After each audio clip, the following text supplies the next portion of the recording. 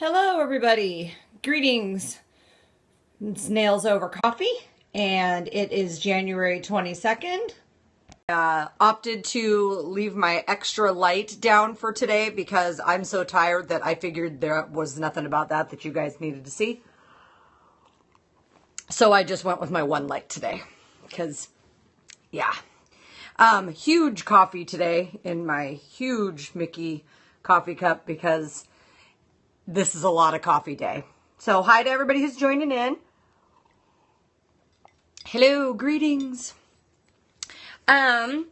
So I have been absolutely buried in the University of Nails website stuff. It is all set for a soft launch this weekend, and what that means in the techie world is that it's going to be ready. In fact, I just have a little, I have a glitch on the subscription page about choosing your currency to bill your plan in. Other than that, because I'm offering 8 currencies to start out with. And other than that, it's pretty much ready to go. It's been a crazy ride. So it's not as, great as it will be, but all the videos are there and it's all set up like it should be. So yeah, I'm tired. My web platform is in the UK, so I had a nifty 5 a.m. meeting because, of course, that was like, I don't know, 1 in the afternoon there. Yeah. So it's been a tad bit busy. But something that was discovered on the Nails Mag site, so nailsmag.com, is it was posted 3 days ago, is the "Are You a Nail Dinosaur?" And if you have a chance to read this article, especially if you're somebody who's been doing nails for a really long time, like some of us, it's a good business management article. It's kind of got a funny tone, and I'm sure you'll see little bits of yourself in this. But what's really interesting is that it brings to light that the business education that everybody needs for doing nails is out there in little bits and pieces. It's on the Nails Mag website. There's books about it. It's on, different Nail Pro and those different kinds of things. And there's small classes that go on here and there and little bits and pieces that come from different manufacturers' classes and stuff. But what I've overwhelmingly gotten for feedback from everybody is that it doesn't commonly come across as something that everybody can understand. They can read it, but they don't really then know how to relate it directly into their own business. And so that's the major thing that I'm hoping that the University of Nails accomplished, because I've gotten feedback that I'm able to relate it to other things that and be able to give a couple different examples. And some people don't learn by reading. Some people learn by watching videos and or hearing something. So I feel like the video platform gives the ability for there to be words and visual and audio so that everybody can hear all that. But so the business education's out there. And so you're watching me at your salon. That's awesome. Hello, salon. Greetings. So if you get a chance to check out this, "Are You a Nail Dinosaur?" on nailsmag.com, it's pretty funny. One of the ones that I found really funny is to ask some questions. And number 3 is, "I use business cards. A, not sure what those are really useful for. All my networking is done through blog and Facebook pages. B, to promote my services and bring to trade shows. Or C, as my main form of advertising, I don't have a website." Now, I'm sure that you can gather who's the dinosaur amongst those three options. But the truth is when you read through this article, the magical sweet spot is somewhere in the middle, which is having the ability to to analyze what you've got going on and keeping what works for you, and then building on that with new things that you learn. So, maybe you still carry business cards because you do lots of business to business person networking events in your town. Maybe there's a polka dot powerhouse chapter near you, and you do lots of person to person marketing like that. Then you have cards on hand with your contact information. But the majority of your specials and everything come in the form of promoted Facebook posts and driving revenue through that. So these were just really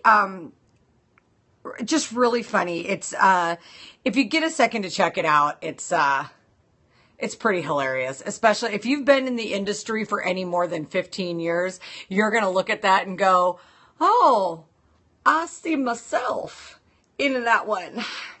So you guys are also going to have to forgive me. I'm a little nutty today because I'm a little lacking on sleep. A little bit.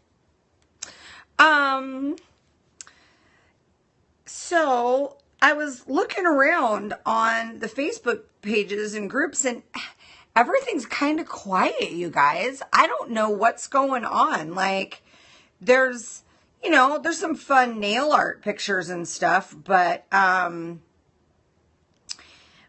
okay, so remember when I talked the other day about the franchise location thing? This is a perfect example of something that I can point out to you guys about the franchises. Now, when you watch the University of Nails videos and you understand how all of this fits into the picture of what you have to charge and everything, this is a promotion for a Regal Nails location inside of a Walmart in South Carolina. And I'm not making this stuff up. Here it is, right there. There's the ad. Okay. And the estimated size of the salon is 420 square feet, which is not very big. My first salon location I had was 484 square feet. And even to have 4 of us in there was pretty cozy. So 420 square feet is not very big. The total rent is $2,795.87 with a 4% annual. Now, I've read many lease things in examining place locations. And what I don't like about this is it says $2,795.87. What? Gross modified? Triple net? Modified? Like what is that? Per month? Per square foot per year? What, which would be amazingly ridiculous, because normally per square foot per year is like, if you're under 14, you're doing pretty good. If you're over 22, you're getting pretty expensive. And then it says with 4% annual. Annual what? Annual increase? Annual gross payout commission? Like, most people don't know that if you have a space in the mall, you actually report your sales monthly to the mall, and then they bill you in addition to your lease. You pay the mall 1% of your gross sales. So what is this 4%? And I'm familiar with reading this stuff, and I'm looking at this going, huh? And the lease ends April 30th, 2018 with a 3-year renewal option. And then they've got another one in a different Walmart in South Carolina that's a little bit cheaper, but they don't even give you the square footage for that one. So this is just that whole, please, if you're going to either make comparisons with what we call chain salons, those kind of things. If you're going to be evaluating locations for opening your own place and stuff, please try and get some input from people who have commercial real estate management experience. Look at some of the areas around where that is. Find out. Do some Google searching on the internet. If you Google search commercial lease terms, it'll tell you what all the different kinds are. I think the biggest thing is you just have to know what to ask and what to look for. So I just thought that was kind of an interesting thing. There's a lot of stuff going on a couple of the big nail boards with colored acrylic. So change gears here a little bit. How many of you guys are still doing a lot of colored acrylic work? I mean, I know that I've been doing colored acrylic work since, oh gosh, I don't even know, late 90s. And I do still do it with people who are normally like French manicure people, but they want a different tip color because I can change it out when I backfill, those kind of things, or rebalance. But I've noticed since in a lot of our mainstream stuff that we've seen and trend-wise that, I don't know, like I've done, ever since shellac came out, I've done a lot more with gel polish than with acrylic because it's easier to change out at each appointment. So for people who want to change all the time, who wear enhancements, shellac is a good alternative. Now there's some things that we can't, there's just some techniques that just don't look the same. But the full nails of colored acrylic, are you guys seeing a lot of that in your salons yet? Because I mean, my clientele is pretty small now. I'm focused on other business things. So I just have my toe dipped in the business. So I want to make sure that I'm keeping up with you guys. Because on the boards, I'm seeing a lot of full colored acrylic nails. And we know in practice, that's kind of a pain in the ass because people need to either stick with the same color, drift over to some other kind of fade using those same colors, or they need to have a removal to get a whole new set on.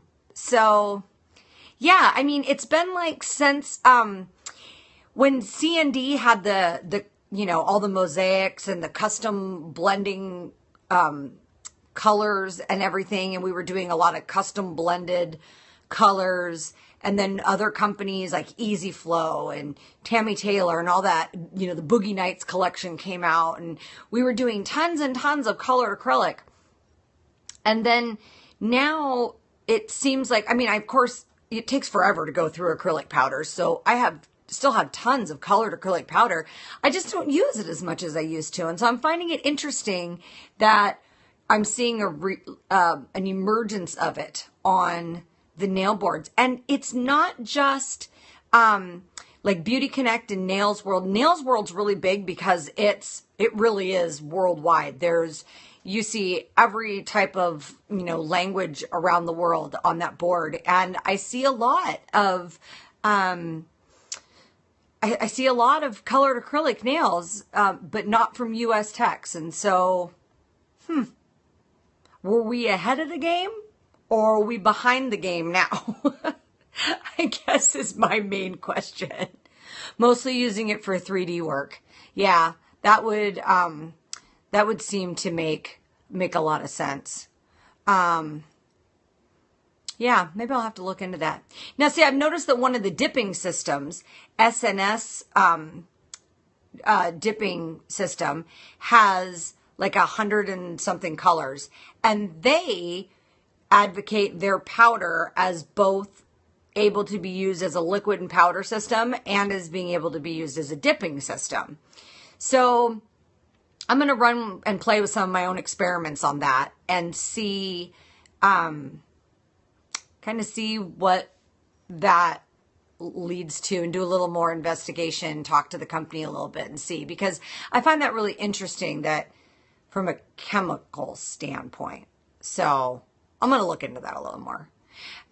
So this afternoon, if you guys, you know, have nothing going on and your lovely Friday afternoon, here in a couple of hours, I am going to go live on Periscope. I have some product trial backups that I can no longer put off much more. I'm still trying to just nail down some more guinea pigs, but I need to get my daughter to stop biting her nails, so she's getting some acrylic on.